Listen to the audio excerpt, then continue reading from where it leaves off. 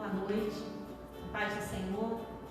Te convido nesse momento a orarmos juntos. Estamos juntos mais uma vez, mais uma quinta-feira, para compartilharmos da palavra do Senhor, para juntos, aqui aonde você estiver, adorarmos ao Senhor, bendizermos ao Senhor, podemos como igreja de Jesus ser gratos a Ele, amém? Pai, obrigado por nossas vidas, obrigado porque nós podemos mais um dia, mais uma vez, compartilharmos da vida que temos em Ti. E nesse momento nós Te agradecemos, Senhor, é com gratidão em nossos corações, pela Tua presença em nós, pela Tua vida que temos, e assim podemos caminhar, podemos seguir, podemos viver com a convicção, com a certeza de que somos Teus filhos, de que o Senhor está conosco e de que a Tua graça nos basta e nos sustenta.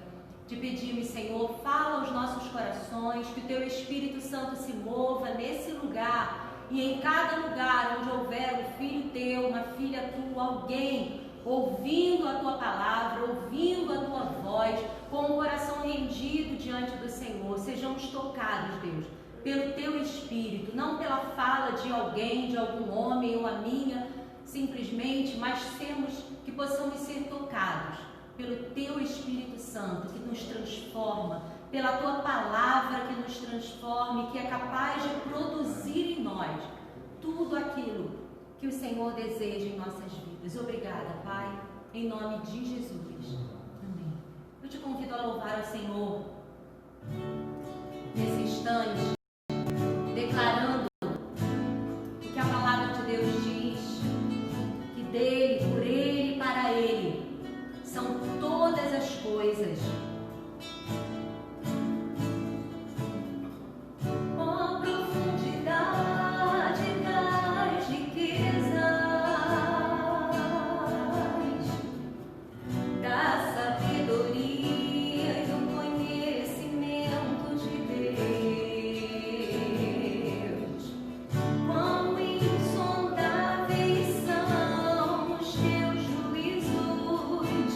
Quão impenetrável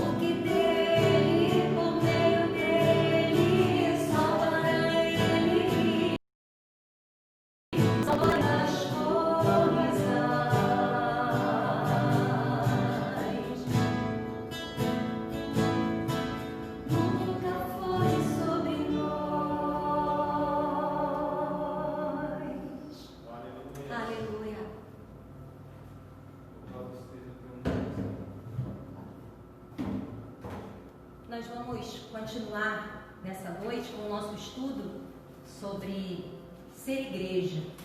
E esse cântico, deixa eu pegar minha Bíblia aqui. E esse cântico tem tudo a ver com o tema que nós temos estudado, nós temos trabalhado nesse período sobre ser igreja. Ser igreja é sobre Jesus e não sobre nós, em primeiro lugar, né? Tudo é por Ele, vem dele e é para Ele. E ser igreja é sobre o que Jesus é em nós, né? E nós vimos nas últimas semanas, nós já tivemos, deixa eu abrir aqui no livro de Atos, que é onde nós vamos dar continuidade hoje. Atos. Nós vimos nas últimas semanas, né, a respeito desse tema ser igreja, né, e não fala o ser igreja, né, nós como igreja de Jesus, não trata, o ser igreja não é a respeito daquilo que nós fazemos ou produzimos simplesmente num lugar ou por um determinado tempo, mas é sobre como nós vivemos, é sobre quem nós somos em todo o tempo, em todos os lugares. Nós somos a igreja de Jesus, a casa de Deus, amém? Nós somos o corpo de Cristo. Nós vimos, né, lá em Romanos, capítulo 12, nós somos o culto, nós somos a própria oferta. E como igreja de Jesus nós caminhamos nos princípios do reino, os princípios do amor, os princípios da igualdade. E hoje eu queria que a gente meditasse um pouco a respeito do para que nós somos igreja, né? Nós somos o corpo de Cristo na terra, nós somos a morada de Deus nessa terra, nós somos a igreja de Jesus que transcende o espaço e o tempo. Mas para quê? Qual o propósito de Jesus em estabelecer a sua igreja na terra?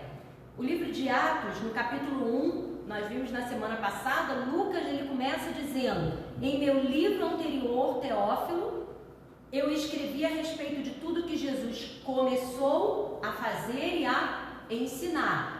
Então, o Evangelho, segundo Lucas eu falei que começou a fazer e ensinar. E agora aqui no livro de Atos, e a gente vai ver a vida da igreja, o propósito da igreja, para que ser igreja, principalmente através da vida dos primeiros cristãos, que está registrado aqui no livro de Atos.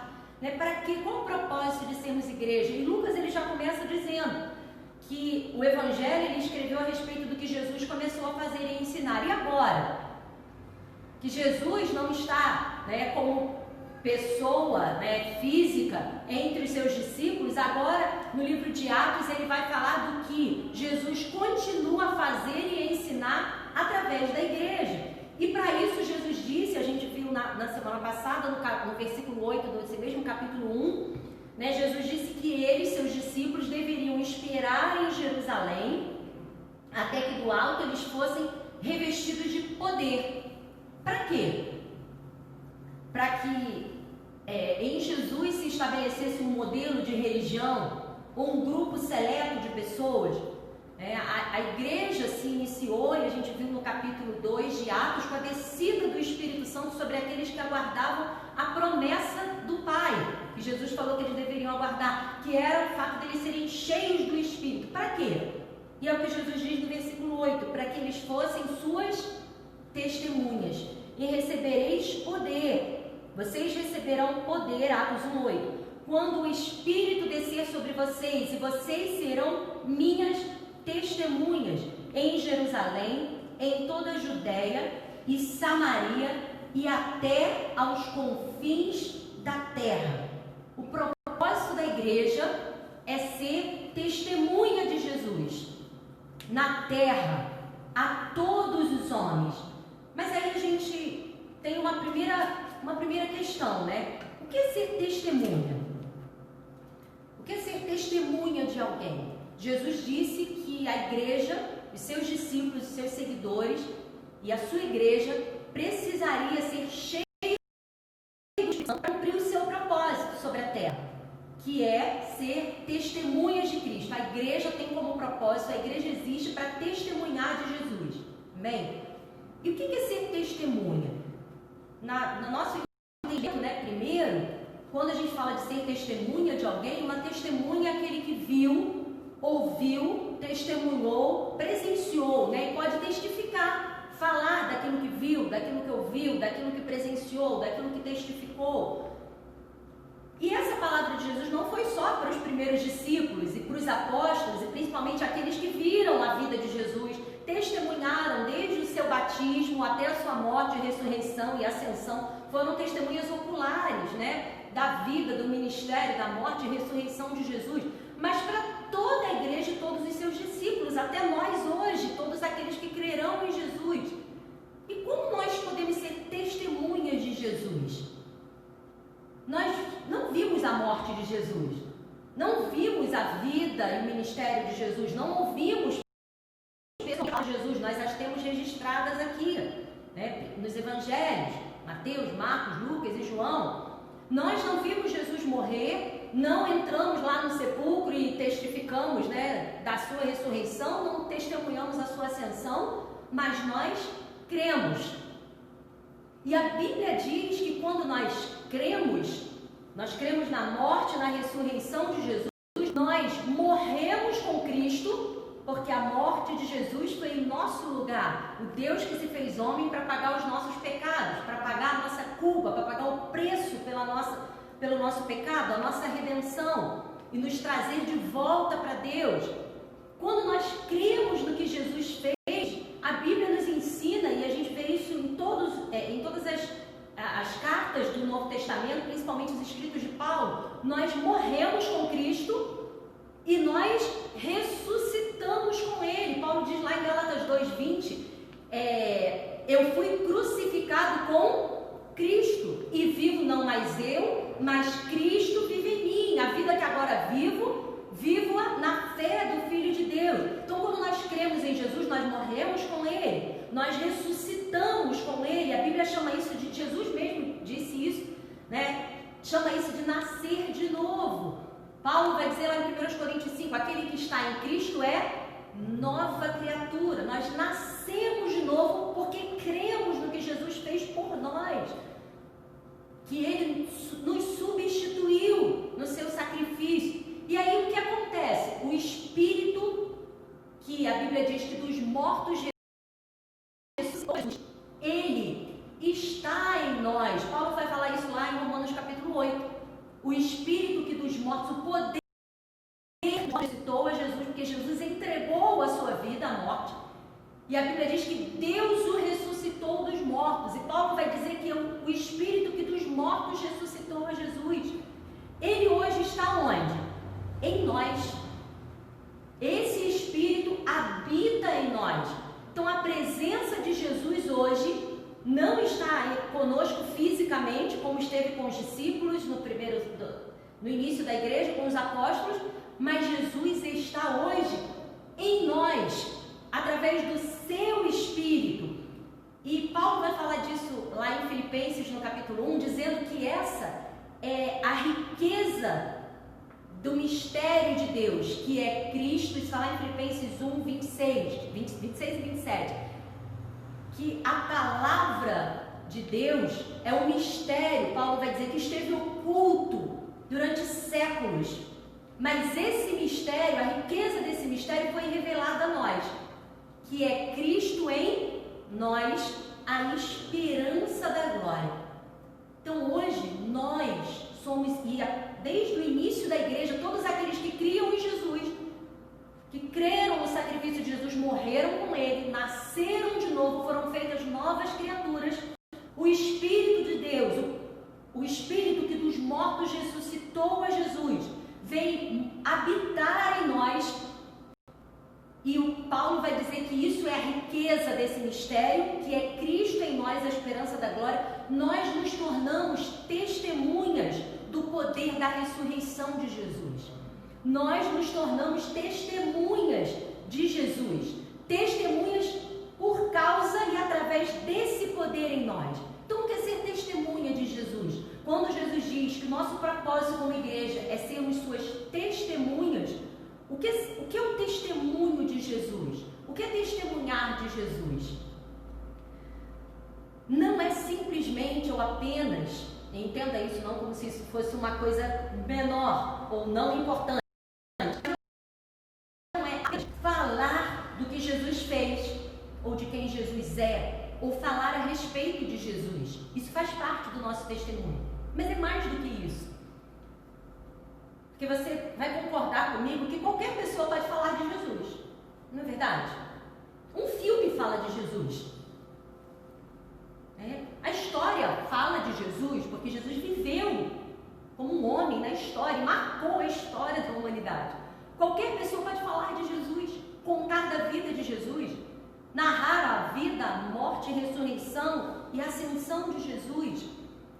Ser testemunha de Jesus não é apenas falar do que Jesus fez, de quem Jesus foi, de quem, até mesmo do que Jesus faz na minha vida, também é. Mas é mais do que isso. Ser testemunha de Jesus é viver a vida de Jesus. É poder hoje, é ter a consciência de que Jesus está em nós e que a nossa vida é um testemunho do que Jesus faz hoje através de nós. É o poder da ressurreição, que é o poder do Espírito Santo, visto em nós. Por isso Jesus falou que eles deveriam aguardar em Jerusalém até serem revestidos de poder, que foi a descida do Espírito Santo sobre toda a carne. Bem? Não foi sobre alguns, naquele momento sobre os que estavam ali reunidos, mas a descida do Espírito sobre toda a carne. Todos aqueles que creem em Jesus hoje, 2000 anos depois, têm o poder do Espírito Santo, têm a presença de Jesus em suas vidas. Esse é o mesmo poder que dos mortos ressuscitou a Jesus e é o que nos dá condições de sermos testemunhas. Por isso Jesus falou: vocês vão esperar, porque vocês só vão poder testemunhar de mim através do poder do Espírito Santo. Porque é esse poder que dá a vocês a condição de testemunharem da minha vida, através do Espírito que eu vou estar com vocês. Então não é apenas falar do que Jesus fez por mim, ou faz por mim, Nós temos inúmeros testemunhos do que Jesus faz por nós, é verdade, de uma bênção, de uma situação, de uma cura, mas é mais do que isso, é testemunhar do que Jesus fez em nós. Nós nascemos de novo, fomos feitos novas criaturas e hoje vivemos nele, como nós cantamos, por ele e para ele. É uma vida à semelhança de Jesus. É Cristo vivendo através de nós. Então, como a gente tem falado em todas essas semanas, sobre ser igreja, ser testemunha de Jesus é sobre viver e não apenas falar. Qualquer pessoa pode falar de Jesus e não ter vida em suas palavras, e não ter o poder da ressurreição, o poder do Espírito em suas palavras. E quantas vezes alguns podem falar do que não vivem, e hoje até eu conversando em casa com o Maurício, em alguns momentos talvez seria melhor que não falasse, porque quando nós falamos de algo que não vivemos, às vezes é melhor não falar. Isso não é testemunho, isso não é testemunhar de Cristo. A fala faz parte do nosso testemunho, mas a vida é que é o testemunho de Cristo, porque a igreja foi chamada para viver a vida de Jesus sobre a terra. É Cristo em nós, a esperança da glória. Então é sobre viver e não apenas sobre falar. E viver envolve os nossos relacionamentos. Como Cristo viveu. Jesus diz lá no Evangelho de João, no capítulo 14, Jesus diz que aqueles que o amam, que obedecem aos seus mandamentos, às suas palavras, ele diz: eu e meu Pai, nós viremos e faremos nele morada, através da pessoa do Espírito Santo. É crer que Jesus está em nós e que ele vive e se manifesta através de nós. Então é sobre viver, e isso só é possível no poder do Espírito Santo. Viver como a semelhança de Cristo, viver como Cristo viveu, viver debaixo dos princípios desse reino que é movido pelo amor, pelo princípio da igualdade, viver as palavras que Jesus disse: pagar o mal com o bem. Então não diz respeito ao que eu sou capaz de fazer, mas o que eu faço por causa da vida de Deus em mim, por causa da capacidade que só o poder do Espírito Santo nos dá de vivermos como Jesus viveu, Porque Jesus está em nós. Jesus hoje não está andando comigo como andou com os discípulos, mas hoje Jesus está vivendo através de nós. Isso é ser igreja, isso é ser testemunha de Jesus. É ser capaz de amar o inimigo. O que é viver como Jesus viveu? O que é viver como Cristo? O que Jesus viveu? O que Jesus ensinou? E a gente vai ver isso nessa igreja que começa a crescer e a se manifestar no livro de Atos. O propósito de Jesus não foi estabelecer uma religião, estabelecer um grupo de pessoas seletos, diferentes dos outros, mas viver através da sua igreja na terra. E isso ser um testemunho vivo e poderoso para toda a humanidade. Lá em 1 Pedro 3,15, e a gente vai voltar para Atos, né? E essa carta aqui é a carta de Pedro, do mesmo apóstolo que começa a falar, né, junto com os outros. A gente vai ver lá em Atos 2, Pedro. E essas duas cartas aqui, lá no finalzinho do Antigo Testamento, são de autoria desse apóstolo, Pedro. E Pedro vai dizer assim, em 1 Pedro 3,15: antes santifiquem Cristo como Senhor em seu coração. Ou façam de Cristo de fato Senhor das vidas. Estejam sempre preparados para responder a qualquer pessoa que lhes pedir a razão da esperança que há em vocês. É muito interessante o que Pedro fala aqui. Ele está falando num contexto da igreja que estava sofrendo, sendo perseguida por amor a Jesus, por viver como Jesus vivia. E ele diz: estejam prontos, preparados para responder à razão da esperança que há em vocês. Antes da fala, havia algo sendo visto na vida deles. O que Pedro está dizendo aqui é que antes de você falar, algo tem que ser visto na sua vida. Tem uma esperança que é vista em você. Tem um amor que é visto em você. E quando você for questionado por causa da sua vida, você esteja pronto para responder a razão dela. É porque Jesus mudou a minha vida. É porque eu sou nova criatura. Eu morri com Cristo e ressuscitei. Então, a gente percebe que é mais do que palavras simplesmente. As palavras são resultados da vida que o Espírito Santo produz em nós. E isso a gente vê na igreja que se manifesta aqui no livro de Atos. Vamos lá. Atos dos Apóstolos. Nós lemos no capítulo 1, versículo 1, versículo 8. E nós já vimos isso na semana passada. Eles permanecem em Jerusalém. O que começa a acontecer no capítulo 2? O que acontece ali? Surge a igreja. Eles são cheios do Espírito Santo. Nós vimos isso tudo na semana passada. Eles são cheios do Espírito Santo. No dia da festa de Pentecostes, falam em outras línguas. Homens de todas as nações da terra testemunham esse acontecimento, daqueles homens e mulheres que estavam reunidos ali no dia de Pentecostes, falando das maravilhas de Deus em várias línguas e eles entendendo em suas próprias línguas. E essa é a promessa do Pai que Jesus falou que eles deveriam aguardar. E aí Pedro se levanta porque as pessoas se aproximam daquele lugar para entender o que está acontecendo. E alguns dizem que eles estão bêbados, e Pedro se levanta junto com os outros apóstolos e explica o que está acontecendo. E diz: não, essa é a promessa que Deus fez e que está registrada lá em Joel. E Pedro começa a dizer, da promessa que nos últimos dias Deus disse que derramaria do seu Espírito sobre toda a carne. Nós falamos sobre isso semana passada, sobre homens e mulheres, sobre servos e servas, sobre filhos e filhas. E o que Pedro faz nesse momento? Pedro explica que esse é o cumprimento da promessa, que eles foram revestidos, foram cheios do Espírito para serem testemunhas, e eles começam a testemunhar de Jesus. Aí olha a partir do versículo 22, nós estamos em Atos 2.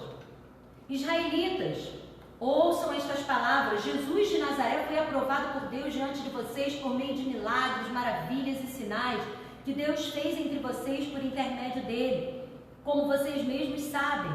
Este homem lhes foi entregue por propósito determinado e pré-conhecimento de Deus, e vocês, com a ajuda de homens perversos, o mataram, pregando-o na cruz, mas Deus o ressuscitou dos mortos, rompendo os laços da morte, porque era impossível que a morte o retivesse.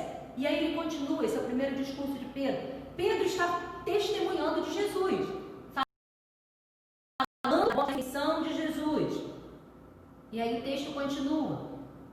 Vamos lá para o verso 36. Portanto, que todo Israel fique certo disso. Este Jesus a quem vocês crucificaram, Deus o fez Senhor e Cristo. Quando ouviram isso, ficaram aflitos em seu coração e perguntaram a Pedro e aos outros: irmãos, que faremos? Pedro responde: as boas novas do Evangelho. Arrependam-se, cada um de vocês seja batizado em nome de Jesus para perdão dos seus pecados. Essas não são as boas novas do Evangelho. Ele prega, ele testemunha da morte, da ressurreição de Jesus, e ele prega o arrependimento para o perdão dos pecados, e vocês receberão o dom, a dádiva do Espírito Santo, porque essa promessa é para vocês, e vocês também se tornarão testemunhas. Verso 40. Com muitas outras palavras os advertia e insistia com eles: salvem-se dessa geração corrompida. Os que aceitaram a mensagem foram batizados, e naquele dia houve um acréscimo de cerca de 3.000 pessoas.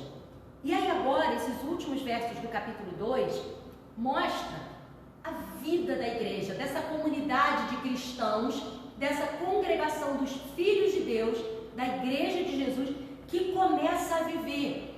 E hoje a gente vai tentar falar aqui desses 3 capítulos, 2, 3 e 4, vendo nessa igreja como eles entenderam que era ser testemunhas de Jesus, que era mais do que o que eles falavam ou pregavam ou anunciavam, que fazia parte da sua vida, como a gente vê Pedro falando aqui, mas era mais do que isso. Eles entenderam que ser testemunha de Jesus era como eles viviam, era fazer. Ser testemunha de Jesus era ensinar como Jesus ensinou. Ser testemunha de Jesus era viver como Jesus viveu. E aí esses versículos aqui, 42 a 47, começam a mostrar a vida dessa igreja, dessa comunidade cristã, que nem era conhecida como cristãos, né? A gente fala sobre isso depois. Aqui eles eram conhecidos como os do caminho, né? Os seguidores de Jesus, né? Como uma seita, né? Como os nazarenos, a seita dos nazarenos, seguidores de Jesus de Nazaré. Eles só foram chamados de cristãos na igreja de Antioquia. Aqui é a igreja que surge em Jerusalém. Tempos depois, eles foram denominados, não se autodenominaram, não foi um nome que nasceu da igreja, como nós nos chamaremos? Cristãos. Igreja cristã, igreja batista, igreja metodista, não. Eles eram seguidores de Cristo. E as pessoas, depois, mais adiante no livro de Atos, né, lá quando na igreja em Antioquia, começa a chamá-los de cristãos, ou de pequenos cristos, porque identificavam na vida deles a vida de Jesus, a semelhança de Jesus. Eles viviam como Jesus, como Cristo vivia. Eles ensinavam como Cristo ensinava. Eles se relacionavam com as pessoas, eles se relacionavam com Deus como um pai, com intimidade. Eles se relacionavam com as pessoas como Cristo relacionava, e aí eles foram chamados de esses são cristãos. Talvez nem com um sentido muito agradável, como a gente normalmente interpreta, mas esses são os seguidores de Cristo. E esse foi o maior elogio que a igreja já pôde receber. Não apenas por causa da sua fala, mas por causa do modo como viviam, porque entenderam que era ser igreja de Jesus, era viver, ensinar, falar, fazer o que Jesus fez. Aí, logo depois desse discurso de Pedro que a gente leu aqui no capítulo 2, 3.000 pessoas creem, se convertem, se entregam a Cristo e começam começam a viver dessa forma, junto com mais ou menos os 120 que haviam ali até então. Eles, comunidade dos cristãos, a comunidade dos seguidores de Cristo, se dedicavam ao ensino dos apóstolos e à comunhão, ao ensino. O que os apóstolos ensinavam? O que a gente imagina, né? O que João ensinava? João, Pedro, Tiago, André. O que esses homens ensinavam? O que eles receberam de Jesus. Eles ensinavam o que Jesus falou para eles, o que Jesus ensinou. Bem-aventurados são os pobres de espírito. Bem-aventurados os mansos, porque eles herdaram a terra. Bem-aventurados são os pacificadores. Bem-aventurados vocês serão quando vocês forem perseguidos por minha causa. Eles perseveravam no ensino dos apóstolos. Os apóstolos ensinavam o que Jesus ensinou. Quando te afrontarem, não fica aborrecido não, porque eles estão afrontando a mim. Ame. O que Jesus ensinou? Ame ao seu inimigo. Jesus ensinou um modo de vida. Jesus ensinou um modo de se relacionar com as pessoas que testemunhavam a respeito dele e que só seria possível debaixo do poder do Espírito Santo, através de uma vida transformada pelo Espírito Santo. E aí esses homens, essa comunidade dos primeiros cristãos, dedicavam homens e mulheres, servos e servas, como iguais, no mesmo lugar, no mesmo ambiente, compartilhando da vida que todos tinham em comum. Eles se dedicavam ao ensino dos apóstolos e à comunhão, a estarem juntos, ao partir do pão e as orações, ao comer juntos, ao compartilhar da vida, das necessidades uns dos outros, das dificuldades uns dos outros e também dos benefícios uns dos outros. Todos estavam cheios de temor e muitas maravilhas e sinais eram feitos pelos apóstolos. Os que criam mantinham-se unidos e tinham tudo em comum. Vendendo suas propriedades e bens, distribuíam a cada um conforme a sua necessidade. Todos os dias continuavam a reunir-se no pátio do templo, porque não havia um lugar, não tinha a igreja com nome lá, um templo, um lugar físico, né, com o nome de igreja onde eles se reuniam. Havia um templo ainda no judaísmo, o templo de Jerusalém. Eles se reuniam no pátio do templo, porque as pessoas comuns não entravam no templo. Então eles se reuniam no pátio, que provavelmente era um lugar amplo. Nós temos aqui mais de 3.000 pessoas no pátio, e partiam pão em suas casas e juntos participavam das refeições. Comer junto é ter comunhão, é compartilhar da vida. Compartilhar a vida com alegria e sinceridade de coração, louvando a Deus e tendo a simpatia de todo o povo. E o Senhor lhes acrescentava diariamente os que iam sendo salvos. Nós não vamos entrar em detalhes sobre o partir do pão, as orações, o ensino, mas no que esse texto está mostrando sobre esse início da vida da igreja, dos primeiros cristãos? Que o testemunho de Jesus aqui fala sobre como eles viviam. Você percebe isso? Que o testemunho de Jesus na vida desses cristãos, quando diz que eles tinham a simpatia do povo, o que as pessoas viam neles? O modo como eles viviam. Eles partiam pão juntos, eles louvavam a Deus com alegria e sinceridade de coração, eles distribuíam o que tinham para que ninguém tivesse necessidade. Eles partiam pão em suas casas, participavam juntos das refeições, e isso gerava a simpatia do povo, porque o que as pessoas viam era a vida deles, era por causa do seu testemunho, por causa da sua vida, muito mais do que das suas palavras. Havia a pregação do Evangelho, da morte e ressurreição de Jesus, mas se isso não fosse acompanhado do testemunho da vida de Deus por meio da vida da igreja, essas palavras seriam em vão.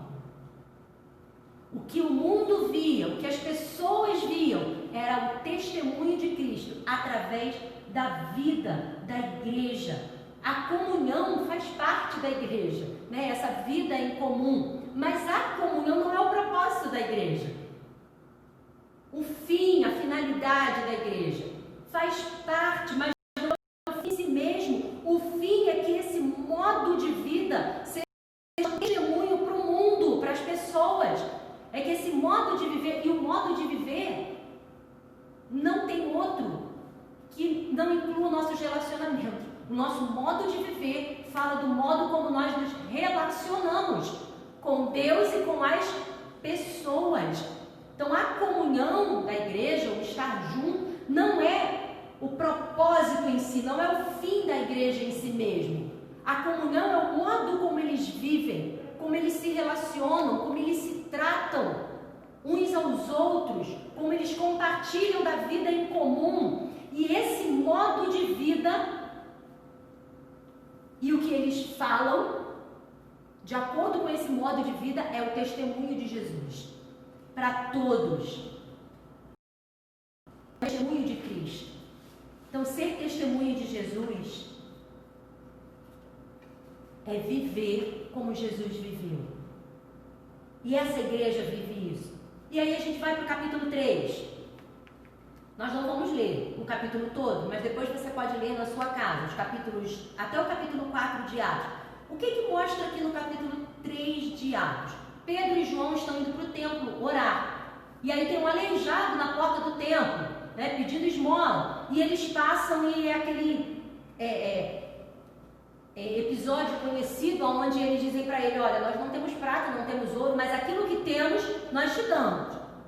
Em nome de Jesus de Nazaré, levanta e anda. Aquele aleijado levantou, começou a andar, saltando, e ele entrou no templo. Os discípulos, lembram? Pedro e João estavam se dirigindo ao templo, ele entra no templo saltando e pulando, e aquilo causa, né, as pessoas ficam perplexas, né, como pode, esse homem era aleijado hoje? E aí eles são questionados, Pedro, e aqui no caso Pedro e João, né, são questionados por aquilo que tinha acontecido, pela cura do aleijado. Eles, cheios do poder do Espírito Santo, repartem com aquele homem, um aleijado. Quem era um aleijado?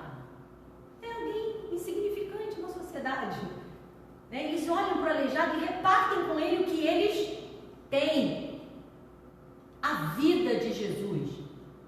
Se eles tivessem dinheiro, eles compartilhariam o dinheiro. Pedro, ele está dizendo assim, Pedro e João, nós não temos agora dinheiro, mas o que a gente eles têm. E olha só no versículo 12 agora, no capítulo 3. Vendo isso, porque o povo estava maravilhado, indo até eles, querendo saber o que aconteceu. O povo está extasiado. Como assim esses apóstolos fizeram um aleijado andar? E aí a resposta de Pedro é: israelitas, porque isso os surpreende? Por que vocês estão olhando para nós como se tivéssemos feito este homem andar por nosso próprio poder ou piedade? O testemunho de Jesus, a igreja como testemunha de Jesus, não vive para ter mérito. A primeira ação de milagre que a gente vê aqui pela vida de Pedro e João, e a primeira reação deles diante das pessoas que se surpreendem é: por que vocês estão surpresos com isso? Porque a igreja de Jesus não levanta, não promove, não exalta homens ou pessoas especiais. A igreja de Jesus testemunha do poder de Cristo, do Cristo que cura, do Cristo que liberta, do Cristo que transforma. Eles viveram o testemunho de Jesus, eles estavam testemunhando de Jesus. Esse poder não é nosso. Tudo que nós vivemos ou fazemos é pelo poder do Espírito Santo.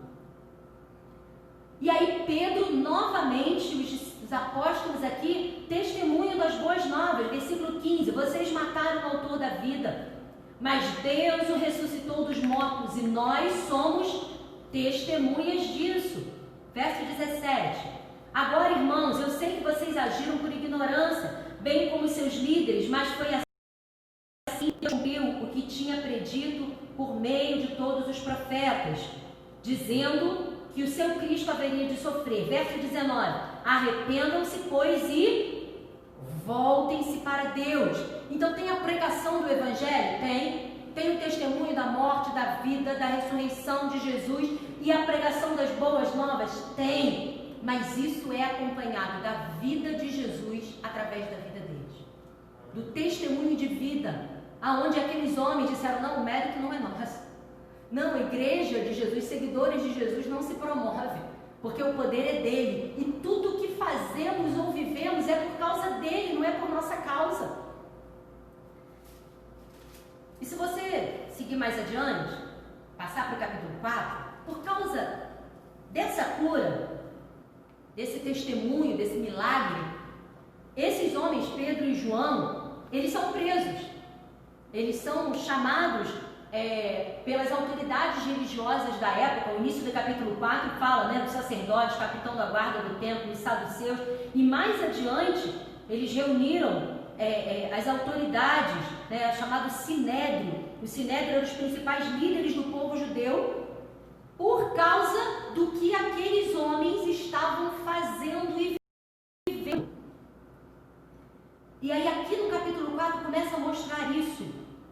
Os líderes religiosos prendem Pedro e João porque eles estão proclamando em Jesus a ressurreição dos mortos. E por causa dessa pregação, lá no finalzinho do versículo 4, por causa do que aconteceu e do testemunho de Jesus, muito mais do que o que eles falaram, porque eles testemunhavam que a vida que eles viam e faziam era por causa do poder de Jesus, mais de 5.000 homens creram, 5.000 pessoas foram acrescentadas. A igreja crescia por causa do testemunho de Cristo através da igreja. A gente vê Pedro e João sendo presos pelos religiosos da época. Homens que representavam, naquela época, um conceito da religião que busca a justiça própria, que busca ser aceito por Deus ou ser reconhecido por causa do que faz. Um conceito de que é pelos meus méritos, é pelo que eu faço, que eu sou reconhecido ou que eu me torno alguém justo e bom. E a vida da igreja agora, a igreja de Jesus, as testemunhas de Jesus, testemunham da justiça de Deus, que é a justiça manifesta em Cristo Jesus, aonde o que eu vivo, o que eu sou, o que eu faço, o que eu tenho, não é pelos meus méritos, é pelo que Jesus fez. É a graça de Jesus, a justiça de Deus é a graça de Jesus. E esses homens e essa igreja está testemunhando isso. De fato, nós somos leigos, nós não somos doutores da lei. De fato, nós somos pessoas de todo tipo que congregam nesse lugar, aleijados, desprezados pelo povo, prostitutas, doentes. Não eram esses que Jesus recebia e comia com eles e por isso foi acusado? E somos esses hoje, a igreja de Cristo. Esses que foram transformados pelo poder do Espírito Santo. Não somos a igreja de Jesus por nossos méritos, porque conseguimos coisas muito boas e alcançar um lugar na igreja. Mas foi pelo que Jesus fez, dele, por ele, para ele são todas as coisas. Glória, pois, a ele eternamente, disse Paulo. É pelo que ele fez que nós hoje fomos feitos filhos de Deus e somos justificados diante do Pai. Essa é a justiça de Deus.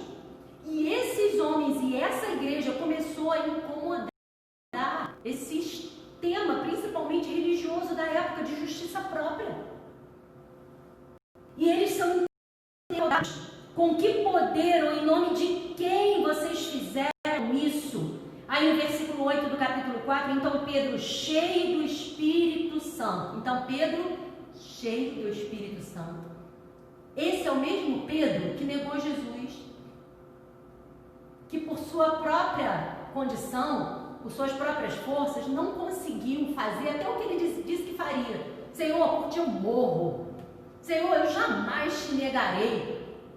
Pedro desejava isso mesmo, mas ele não conseguiu. Por ele mesmo ele não conseguiu. Mas agora, cheio do Espírito Santo, Jesus certa vez falou para ele: Pedro, quando você se converter. Pedro aqui se converteu. Pedro aqui agora é um homem cheio do Espírito Santo que reconhece o que eu vivo, o que eu faço, o que eu manifesto, não é porque eu sou muito bom. É por causa do poder do Espírito Santo em mim. É por causa do poder da ressurreição na minha vida. Essa é a justiça de Deus. E Pedro, cheio do Espírito Santo, ele começa novamente a falar o Evangelho, a testemunhar de Jesus. Lá no versículo 10, por meio do nome de Jesus Cristo Nazareno, a quem os senhores crucificaram. A gente está vendo pela terceira vez Pedro expondo o Evangelho da salvação. Mas a quem Deus ressuscitou dos mortos, esse homem está aí curado diante dos senhores. Esse homem aí, um aleijado, um desprezado. Versículo 12: não há salvação em nenhum outro, pois debaixo do céu não há nenhum outro nome dado aos homens pelo qual importa que sejamos salvos. E aí no versículo 13 diz que aquelas autoridades judaicas da época, religiosos e autoridades, vendo a coragem de Pedro, sabe o que eles perceberam? Olha o finalzinho do versículo 13. Eles ficaram admirados, eles eram homens comuns sem instrução e reconheceram que eles haviam estado com Jesus. Eles eram testemunhas de Jesus. O testemunho de Jesus não estava só nas palavras deles, estava na vida deles. Era no modo como eles viviam, era na autoridade com que eles falavam. Era na forma como eles viviam. E aí eles são ameaçados, né? Eles não continuam presos, porque as autoridades não tinham como conter os presos naquele momento, porque o povo estava ali admirado do milagre que tinha acontecido, e a igreja crescendo, e eles não podem ser presos, mas eles são liberados debaixo de ameaças, dizendo que eles não poderiam mais ensinar ou pregar no nome de Jesus. E é quando Pedro responde: olha, julguem os senhores, se nós devemos antes obedecer aos senhores do que a Cristo, do que a Deus, pois nós não podemos deixar de falar do que temos visto e ouvido. E debaixo de ameaças, eles deixam esses homens irem. E a gente vai encerrar com o final do capítulo 4, que é uma das orações que eu mais gosto na Bíblia, que é que depois disso tudo, depois do testemunho que eles dão da vida de Cristo, entendendo que eles são testemunhas de Jesus, que o que eles fazem é por causa do poder do Espírito Santo e não por causa da sua capacidade, eles voltam à reunião da igreja e eles vão orar. Na minha Bíblia, pelo menos, tem um título assim: a oração dos primeiros cristãos, a partir do versículo 23. Quando foram soltos, eles vão voltar para os seus companheiros e eles contam tudo o que aconteceu. Por causa do milagre que aconteceu, nós fomos presos e nós fomos questionados. E o Evangelho, eu testemunhei que foi pelo nome de Jesus que isso aconteceu. E eles nos reconheceram como testemunhas de Cristo, mas nós fomos proibidos de falar no nome de Jesus e fomos ameaçados. E essa ameaça não era uma ameaça assim de, né, você vai ficar sem salário, que já seria uma coisa muito ruim, né? Você vai ser xingado, vai ser injuriado, né? Vai ter ameaças nas redes sociais, vai ter seu nome exposto nas redes sociais. Não, era uma ameaça de vida, ameaça de ser preso e de perder a própria vida. Diante dessa ameaça, eles se reúnem com a igreja, levantam o versículo 24. Ouvindo isso, a igreja levantaram juntos a voz a Deus, dizendo: ó soberano, tu fizeste os céus, a terra, o mar e tudo que neles há. Tu falaste pelo Espírito Santo por boca do teu servo, nosso pai Davi. E aí eles citam oração de Davi: porque se enfurecem as nações, os povos conspiram em vão, os reis da terra se levantam, os governantes se reúnem contra o Senhor e contra o seu ungido. Versículo 29. Agora, Senhor, considera as ameaças deles. A igreja está reunida, orando. E eu às vezes fico pensando como nós hoje, a igreja de Jesus hoje, oraria diante dessa situação, como testemunhas de Jesus, tendo sido presos por fazer o bem, por testemunhar de Cristo, por viver honestamente, por louvar a Deus e cair na simpatia do povo, e comer junto às refeições, e pregar no nome de Jesus, e pregar o Cristo que morreu e ressuscitou, e em nome de Jesus curar um aleijado. E por isso, se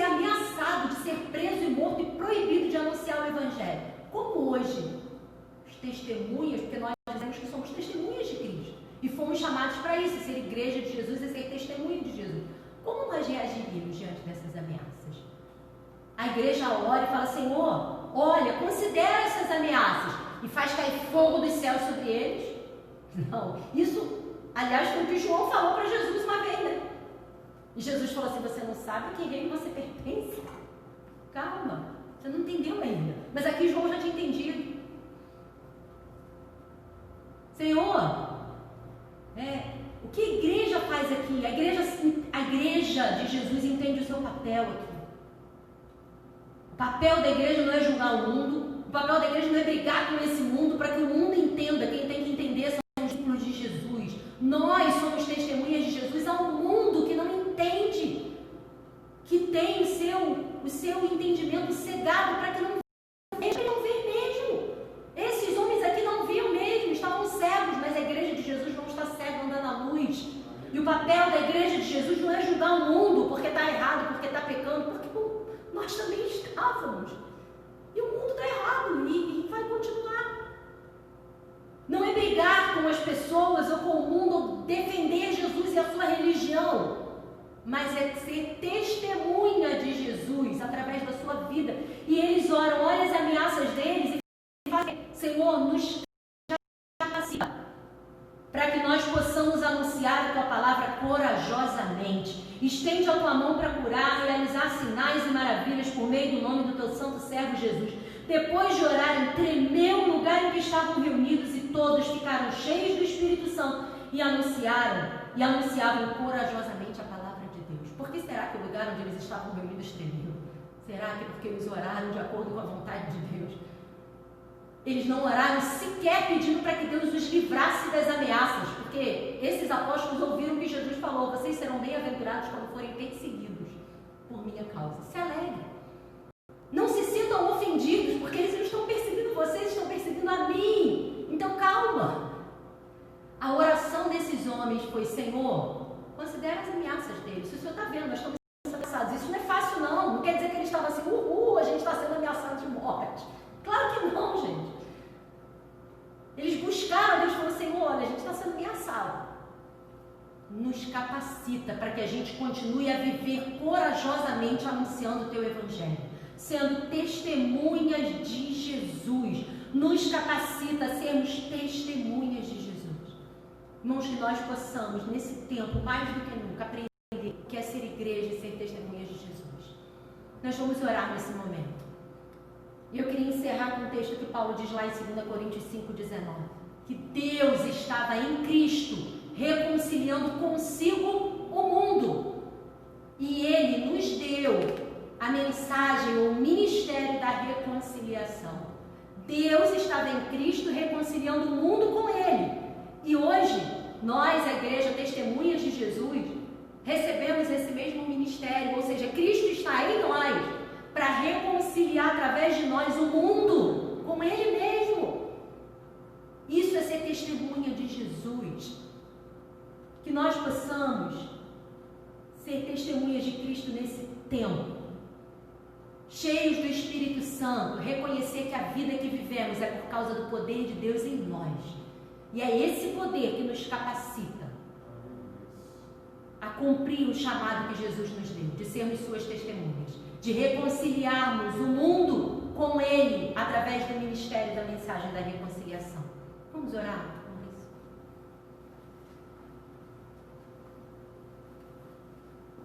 Aleluias, você tem tido a oportunidade nesse tempo de ser testemunha viva de Cristo, ser aquele que carrega sobre si e em si o ministério da reconciliação. Oremos. Pai, nós te louvamos pela oportunidade que temos, Deus, de ouvir a tua voz e viver nesse tempo como igreja viva do Senhor, como aqueles que fazem diferença nesse tempo, aqueles que buscam fazer a tua vontade, o conhecer a tua palavra, mas andar e praticar nessa palavra. Senhor, que esses dias possamos refletir de fato o que é ser igreja, vivermos como igreja e testemunharmos como igreja. Te pedimos, Deus, que cada um que tem sido exposto a essa palavra seja transformado pelo poder dessa própria palavra, a palavra de Cristo. E a boa obra que o Senhor começou no coração de cada um, na vida de cada um, na casa de cada um, o Senhor mesmo complete, Deus. É o que nós te pedimos nessa noite, em nome de Jesus. Eu quero abençoar a sua vida e a sua casa, declarando que a graça do nosso Senhor e Salvador Jesus Cristo, o amor de Deus, o nosso eterno Pai, a comunhão e a consolação do Espírito seja sobre a tua casa, na tua vida, desde agora e para todo sempre. Amém. Amém? Amém. Eu desejo a você um restante de semana abençoado. Vamos estar com você mais uma vez. E até o nosso próximo encontro. Que o Senhor te abençoe rica e abundantemente. Amém?